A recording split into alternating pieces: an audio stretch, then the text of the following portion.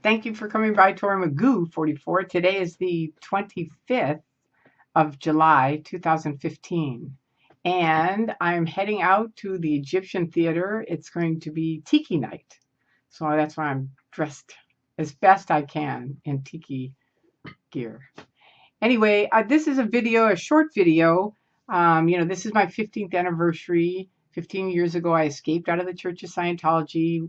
The day before I escaped out, I was positive they didn't do any of this bad stuff. So, any of the guys inside lurking, I was with you all the way, really positive that they didn't do this kind of stuff.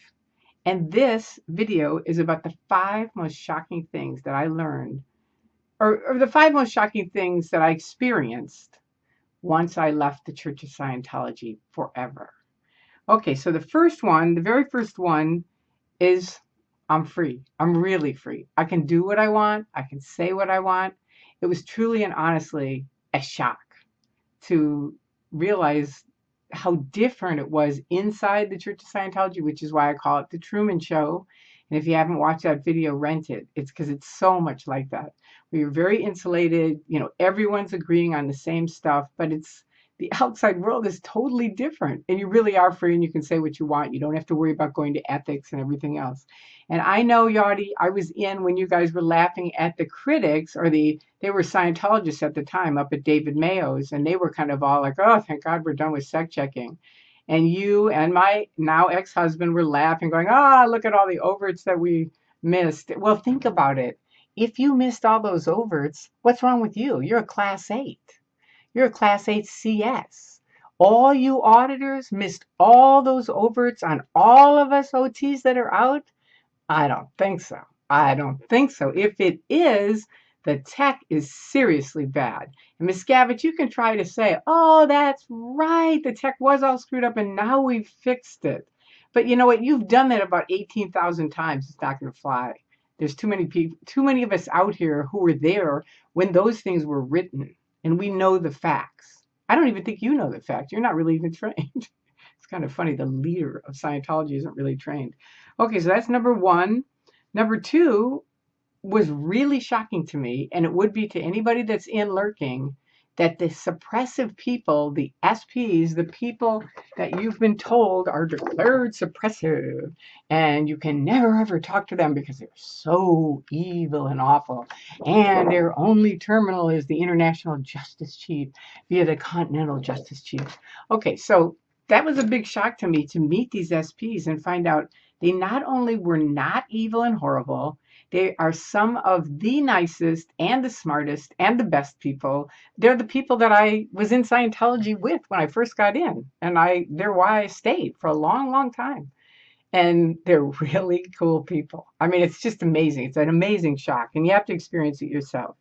Okay, so the third one was the critics. I had no idea. First of all, I had no idea there how many people had left the church when I was in. And you don't, because they really kind of keep that hidden. But secondly, I had no idea how many critics there were. This was back in 2000, and there were a lot of people who were anonymous critics. It wasn't that Anonymous had arrived, because that's another big shock, which came in 2008. But in 2000, there were a lot of people that had started fighting the church because they were trying to stop free speech on the internet. And these computer geeks were like, not on our watch. We don't know anything about Scientology, but you can't order people around. And this was back in 2000. They were trying to cancel the one news group out there. Way to go, OSA. So there was that. I met tons of critics, and I tried to even tell, if you ever watch Magoo Dancing in Boston, I say to Mike Rinder, who was in at the time, there's a lot of people out here. You better listen to me, Mike. And I know you're going to think, who cares? Well, you better care.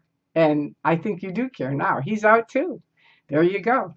Okay, and then, so that's 1, 2, 3.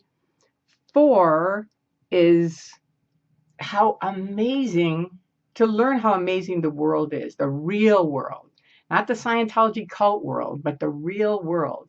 And just how, in general, how awesome it is out here. How much nifty things there are to do when you're not always worrying about getting up the bridge and where am I going to get my next money and how can I help this person get clear and that person get OT and all this other stuff. When you can finally just live your life.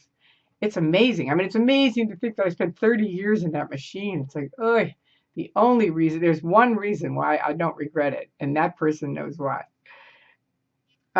Okay, so then the last one has to do with Anonymous arriving in 2008. I mean, it was okay, fast forward to 2008, but that was a shock.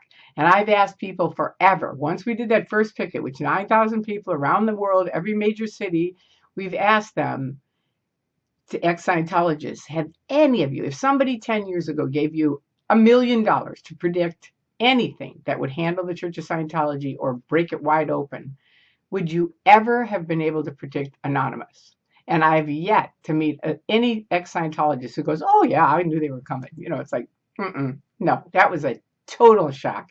Caught Scientology completely with their pants down, and they have not really recovered since because a lot of the exes left, and because there were so many people all around the world, people started writing books telling their stories, and thus media started telling our side of the story, and just everything started opening up and evolving from that.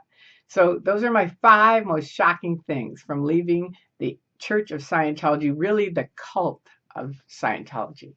And there you go. So I'm off to Tiki night at the Egyptian. So I hope you all have a wonderful weekend. I love you. And thank you for coming by Tory Magoo 44. Bye bye.